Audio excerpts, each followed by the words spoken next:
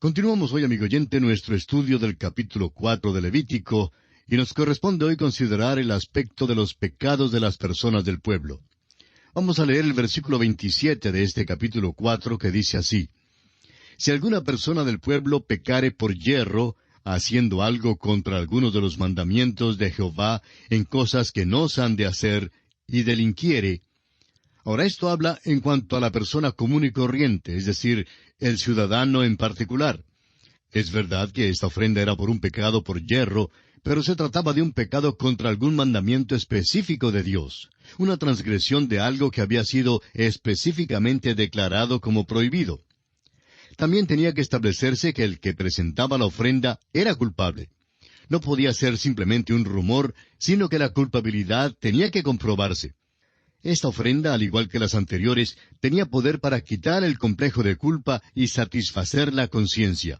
Ahora, solo la muerte de Cristo es la única que puede quitarle el complejo de culpa tan abrumador al hombre moderno. Los procedimientos psicológicos no han podido lograr esto. La conciencia de una persona puede ser endurecida y la culpa puede ser transferida de un área a otra, pero en lo profundo del corazón humano, el extraño complejo de culpabilidad persiste. Es quitado solamente cuando se trae a Cristo Jesús para recibir su perdón. Ahora leamos el versículo 28 de este capítulo 4 de Levítico. Luego que conociere su pecado que cometió, traerá por su ofrenda una cabra sin defecto por su pecado que cometió. Si un pecado llegaba al conocimiento de una persona más tarde, entonces ya no era pecado por yerro. Sin embargo, todavía requería el mismo sacrificio. Ahora, ¿qué hace el creyente hoy en día? Tiene que venir a Cristo como pecador perdido y aceptarle como su Salvador. Entonces, cuando se da cuenta que ha pecado, lo confiesa a Dios. El apóstol Juan en su primera carta, capítulo 1, versículo 9, nos dice: Si confesamos nuestros pecados, Él es fiel y justo para perdonar nuestros pecados y limpiarnos de toda maldad. Ahora, la ofrenda en este caso era una cabra, una ofrenda de menor valor que cualquiera de las ofrendas previas. Sin embargo, se requería una ofrenda de todos modos. Todas estas ofrendas señalan a la muerte de Cristo. Leamos ahora los versículos finales de este capítulo 4, los versículos 29 hasta el 35. Y pondrá su mano sobre la cabeza de la ofrenda de la expiación, y la degollará en el lugar del holocausto. Luego, con su dedo, el sacerdote tomará de la sangre, y la pondrá sobre los cuernos del altar del holocausto, y derramará el resto de la sangre al pie del altar. Y le quitará toda su grosura, de la manera que fue quitada la grosura del sacrificio de paz. Y el sacerdote la hará arder sobre el altar en olor grato a Jehová. Así hará el sacerdote expiación por él, y será perdonado. Y si por su ofrenda por el pecado trajere cordero, hembra sin defecto traerá. Y pondrá su mano sobre la cabeza de la ofrenda de expiación, y la degollará por expiación en el lugar donde se degüella el holocausto.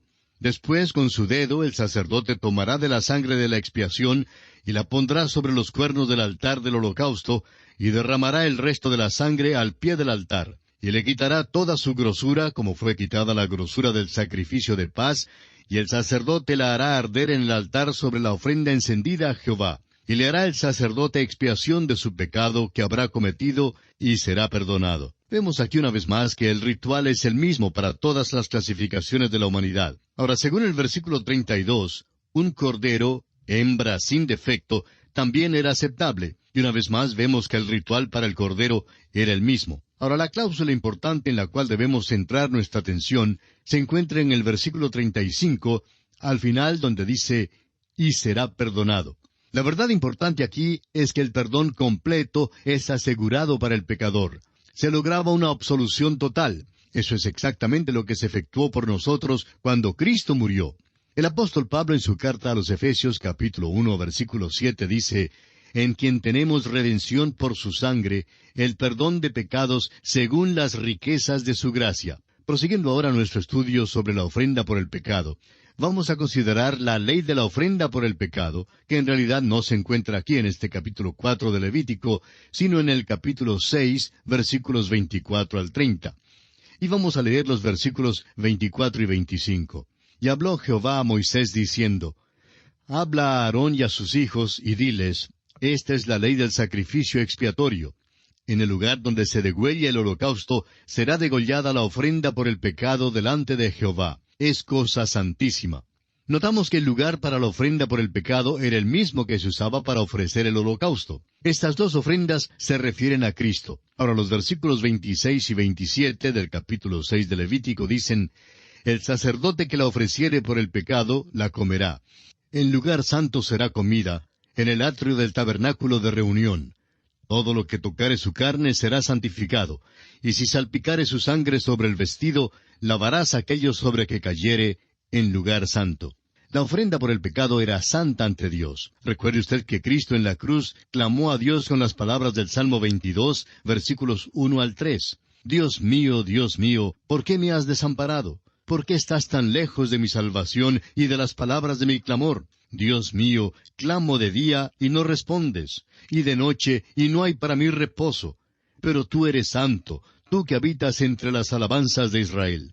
Cristo fue hecho pecado por nosotros en la cruz, y sin embargo era santo. Dios se apartó de él, y sin embargo Dios estaba en Cristo reconciliando al mundo consigo mismo. No sabemos las respuestas a esto, no lo comprendemos, esto es un gran misterio. Jesucristo era santo y todavía es santo. Nuestro pecado fue puesto sobre él. Nunca sabremos ni comprenderemos lo que él sufrió en la cruz, porque él es santo y nosotros no lo somos. No sabemos lo que realmente es el sufrimiento. Ahora los versículos 28 al 30 del capítulo 6 de Levítico dicen: Y la vasija de barro en que fuere cocida será quebrada, y si fuere cocida en vasija de bronce, será fregada y lavada con agua. Todo varón de entre los sacerdotes la comerá. Es cosa santísima. Mas no se comerá ninguna ofrenda de cuya sangre se metiere en el tabernáculo de reunión para hacer expiación en el santuario. Al fuego será quemada. Esta ley era escrupulosa en los detalles más minuciosos, aun tocante a las vasijas que se usaban. El caso es que esta ofrenda era por el pecado, y el pecado es lo opuesto a la santidad. En Isaías 55, 7 al 9, encontramos lo que podemos calificar como el llamado final de Dios. Un Dios santo que abre el camino de reconciliación al pecador. Así leemos en Isaías 55, 7 al 9. Deje el impío su camino, y el hombre inicuo sus pensamientos, y vuélvase a Jehová, el cual tendrá de él misericordia, y al Dios nuestro, el cual será amplio en perdonar. Porque mis pensamientos no son vuestros pensamientos, ni vuestros caminos mis caminos, dijo Jehová. Como son más altos los cielos que la tierra, así son mis caminos más altos que vuestros caminos, y mis pensamientos más que vuestros pensamientos. Tenemos que tener siempre en nuestra mente el hecho de que Jesucristo nos salvó del pecado, y no para que nos volvamos al pecado o para que perseveremos en él. Es importante que notemos esto. El apóstol Pablo escribe en su carta a los Romanos capítulo 6, versículos 1 y 2, ¿Qué pues diremos? ¿Perseveraremos en el pecado para que la gracia abunde? En ninguna manera, porque los que hemos muerto al pecado, ¿cómo viviremos aún en él? Y así, amigo oyente, concluye nuestro estudio del capítulo 4 de Levítico. Y entramos ahora al capítulo 5. Este capítulo trata de la ofrenda de transgresión. Este tema es abarcado en los capítulos 5 y 6 y en los primeros 10 versículos del capítulo 7. Algunos expositores tratan los primeros 13 versículos de este capítulo como parte de la ofrenda por el pecado. Aunque hay bastante justificación para esto, en nuestra discusión aquí trataremos todo el capítulo como explicativo de la ofrenda de transgresión. En los versículos 6, 7, 9 y 11 veremos que la ofrenda por el pecado se requiere para la transgresión porque la acción pecaminosa es causada por nuestra naturaleza pecaminosa. Todo pecado proviene de la misma causa, nuestra naturaleza pecaminosa. Usted y yo la hemos recibido de Adán. El hacha debe usarse contra la raíz, de la misma manera que se usa para cortar el fruto no deseado. La palabra transgresión, en nuestra traducción aquí, tiene mucho del mismo sentido que tiene el uso corriente de esta palabra. Todos entendemos el letrero que nos amonesta, favor de no traspasar. Quiere decir que no debemos invadir los derechos de otros. La libertad es una palabra que se maltrata y que se abusa hoy en día. Son muchas las personas que andan por ahí marchando, manifestando, quemando las cosas y hablando de la libertad.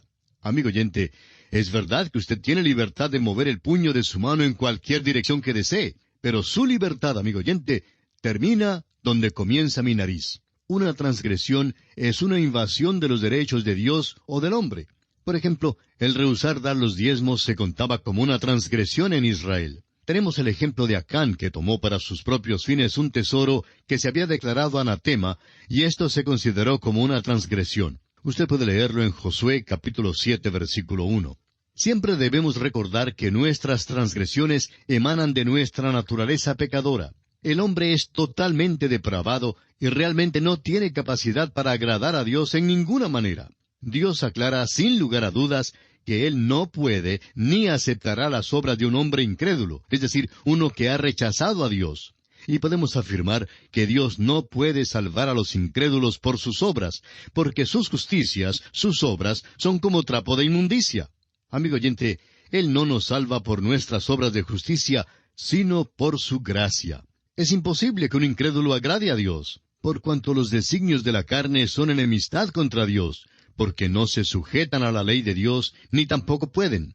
Así lo declara el apóstol Pablo en su carta a los Romanos capítulo 8, versículo 7. Cuando Jesús estuvo aquí en la tierra, los príncipes religiosos vinieron a Él, y entonces le dijeron, ¿qué debemos hacer para poner en práctica las obras de Dios? Respondió Jesús y les dijo, esta es la obra de Dios, que creáis en el que Él ha enviado. Así lo encontramos en Juan 6, versículos 28 y 29. Y luego, en Hechos 16, 31, el apóstol Pablo declara, cree en el Señor Jesucristo y serás salvo tú y tu casa. Amigo oyente, es creyendo en la obra redentora de Jesucristo que recibimos la gloriosa salvación que Dios nos da. Veamos ahora un breve bosquejo del estudio que vamos a hacer de esta ofrenda de transgresión y que trata del pecado como un hecho.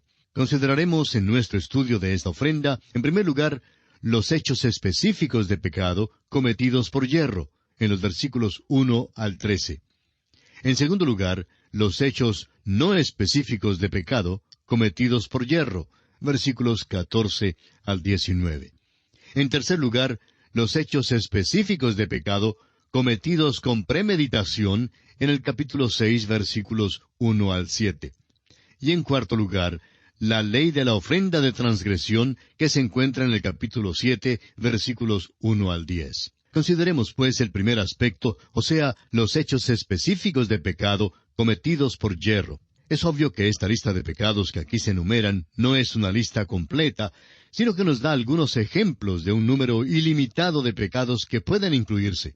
Estos son pecados individuales y no colectivos de toda la congregación. Mucha de esta sección trata el remedio y no las enfermedades. Por tanto, hallaremos que el énfasis está sobre el tipo de ofrenda en relación a la transgresión cometida y no sobre el carácter del ofrendante, como lo estuvo en el caso de las ofrendas por el pecado. Leamos el primer versículo del capítulo 5 de Levítico. Si alguno pecare por haber sido llamado a testificar, y fuere testigo que vio o supo, y no lo denunciare, él llevará su pecado. Permítanos decir, amigo oyente, una vez más, que los 4 pecados específicos que se mencionan aquí son meramente ejemplos. Creemos que sería posible llenar el resto del libro de Levítico de pecados específicos si uno nombrara todos los que caen en estas 4 categorías. Se dice que un predicador compiló una larga lista de pecados y por todos pensó en unos 800 pecados específicos. A este hombre le mandaron un sinnúmero de cartas los que querían obtener una lista de pecados. Quizá ellos pensaban que había algo que les faltaba, siendo que no podían pensar en 800 pecados. Pero aquí solo encontramos 4 ejemplos. Dice aquí en el versículo 1, si alguno pecare por haber sido llamado a testificar. Esto tiene que ver con el oír decir un juramento y de ser un testigo. Si un testigo ha visto o sabe algo, pero rehúsa decir la verdad en cuanto a algún individuo, entonces eso es un pecado de omisión. Hay muchos pecados de omisión hoy en día. Algunas personas van a la iglesia y piensan que tienen las manos limpias porque no han asesinado o porque no han robado. Pero escuche usted las palabras de Santiago en el capítulo 4 de su carta, versículo 17, donde dice, y al que sabe hacer lo bueno y no lo hace, le es pecado. Salomón oró a Dios con respecto a esta misma cuestión, la de no hablar la verdad cuando un testigo debe decirla. Y dijo en el libro primero de Reyes, capítulo 8, versículos 31 y 32, si alguno pecare contra su prójimo, que le tomare juramento haciéndole jurar, y viniere el juramento delante de tu altar en esta casa, tú oirás desde el cielo y actuarás, y juzgarás a tus siervos, condenando al impío y haciendo recaer su proceder sobre su cabeza, y justificando al justo para darle conforme a su justicia. Permítanos darle un ejemplo en cuanto a esto. Supongamos que la chismosa del pueblo va cruzando la plaza y ve al presidente del banco que cruza la calle. Su secretaria también está saliendo del banco para ir al almuerzo, y de repente le atropella un carro. El presidente del banco se precipita para levantarla en sus brazos y la lleva a la casa del médico. La chismosa corre al teléfono para llamar a la esposa del presidente del banco y le dice, «¿Sabe, doña Matilde, que acabo de ver a su esposo con otra mujer en sus brazos?» Ahora, esto era un hecho, ¿verdad? Pero esta no era la verdad en cuanto a lo sucedido. La chismosa estaba reteniendo información importante, no contó toda la historia. Eso es un pecado de omisión. Amigo oyente, esto es una transgresión muy seria. Es uno de los pecados más perversos que pueda cometerse. Note usted aquí que es el número 1 en la lista de pecados. En el libro de Proverbios encontramos una lista de las cosas que Dios odia. Y en aquella lista de 7 cosas, encontramos en el capítulo 6 y versículo 17, la lengua mentirosa. Usted recuerda que Jesús se quedó callado durante la mayor parte de su juicio. Se nos dice que Él no dijo nada, pero cuando le pusieron bajo juramento, rompió su silencio. Entonces, ya no enmudeció como oveja delante de sus trasquiladores. Mateo 26, 63 y 64 nos dice, entonces el sumo sacerdote le dijo, «Te conjuro por el Dios viviente que nos digas si eres tú el Cristo, el Hijo de Dios». Jesús le dijo, «Tú lo has dicho, y además os digo que desde ahora veréis al Hijo del Hombre sentado a la diestra del poder de Dios y viniendo en las nubes del cielo». Amigo oyente, aquí estaba Jesús bajo juramento, y Él no se quedó callado, sino que habló la verdad total en su testimonio. Volviendo ahora al capítulo 5 de Levítico, leamos el versículo 2. Asimismo, la persona que hubiere tocado cualquiera cosa inmunda, sea cadáver de bestia inmunda, o cadáver de animal inmundo, o cadáver de reptil inmundo, bien que no lo supiere, será inmunda y habrá delinquido. Esta es la ley en cuanto a la inmundicia. Es posible que un hombre se contamine por tocar un animal muerto sin saberlo, mientras que otros lo atestiguen. Un cadáver causaba inmundicia por el simple contacto. ¿Por qué? Probablemente porque la muerte es el resultado del pecado. El apóstol Pablo, en su carta a los Romanos, capítulo 6, versículo 23, dice que la paga del pecado es muerte. Tenían que guardarse, pues, de todo aquello que representara el pecado. Y esto también habla hoy en día a los cristianos, a quienes han depositado su fe en Cristo como Salvador personal. No podemos estar en el mundo sin llegar a ser inmundos al ver, oír y pensar sus cosas inmundas. Es un hecho que somos inmundos. Entonces, no podemos entrar precipitadamente y así nomás en la presencia de Dios. Puede ser que no nos demos cuenta que hemos tenido contacto con lo inmundo. Puede estar escondido de nosotros para que así ni lo sepamos. Por eso el salmista dice en el Salmo 19:12, ¿quién podrá entender sus propios errores? Líbrame de los que me son ocultos. No debemos simplemente orar por el perdón en general. Debemos nombrar nuestras faltas específicas a Dios y pedirle su perdón. Pero además debemos también pedirle perdón por los pecados que desconocemos. A veces somos inmundos sin darnos cuenta de ello. Este contacto con los animales muertos era una transgresión porque era ofensivo a otros y era una transgresión específica de la ley. El apóstol Juan en su primera carta, capítulo 3, versículo 4, dice, «Todo aquel que comete pecado infringe también la ley, pues el pecado es infracción de la ley». Leamos ahora el versículo 3 de este capítulo 5 de Levítico. «O si tocar inmundicia de hombre, cualquiera inmundicia suya con que fuere inmundo, y no lo echare de ver, si después llegare a saberlo, será culpable». Esto es análogo al caso del animal inmundo, pero Dios hace una distinción entre el hombre y el animal. Al parecer había otras distinciones de la inmundicia con respecto al hombre, además de la muerte. Ahora el versículo 4 dice, «O si alguno jurare a la ligera con sus labios hacer mal o hacer bien, en cualquiera cosa que el hombre profiere con juramento, y él no lo entendiere, si después lo entiende, será culpable por cualquiera de estas cosas». Este caso involucra los descuidos en lo que se decía. A veces prometemos hacer algo y luego no lo hacemos. Prometemos que serviremos al Señor y luego no lo cumplimos. Jefté es un ejemplo de un hombre que precipitadamente promete hacer algo, pues sin darse cuenta prometió ofrecer a su hija. Simón Pedro también libremente declaró que él nunca negaría a Cristo y que moriría por él. Muy a menudo oímos decir declaraciones muy precipitadas. El hecho es que creemos que las palabras de algunos de nuestros himnos son verdadera dinamita, hablando francamente. En nuestros himnos prometemos entregarlo todo a Dios, seguirle con fidelidad y hasta morir por Él. Los cantamos tan descuidadamente y con tanto volumen que ni aún sabemos lo que estamos cantando. También creemos que es un descuido del habla y cosa presuntuosa cuando tratamos de demandar de Dios una respuesta a nuestras oraciones. Siempre debemos recordar que nuestras oraciones deben ser según su voluntad. Si pedimos alguna cosa conforme a su voluntad, Él nos oye. ¿De dónde salió la idea de que podríamos demandar algo de Dios? Ahora, la última parte de este versículo 4 dice, si después lo entiende, será culpable por cualquiera de estas cosas. Y se refiere a las 4 cosas que ya han sido mencionadas. Son muchas más de las que podrían incluirse. Pero como dijimos antes, solo se ha incluido estas 4 cosas. Leamos ahora los versículos 5 y 6 de este capítulo 5 de Levítico.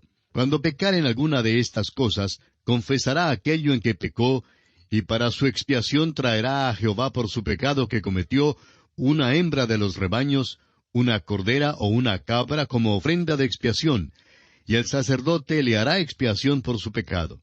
La confesión es demandada aquí por primera vez. Las otras ofrendas eran un reconocimiento abierto de culpabilidad. Esta ofrenda tiene que ver con los pecados secretos. Eran pecados ocultos, aunque hubieran sido cometidos contra Dios o el hombre. Usted recordará que en el libro de Josué, en el capítulo 7, Acán tomó secretamente un lingote de oro y un manto babilónico. Esta transgresión tuvo que ser tratada públicamente porque era este tipo de pecado. Ahora, la imposición de manos en las otras ofrendas evidentemente era un reconocimiento del pecado.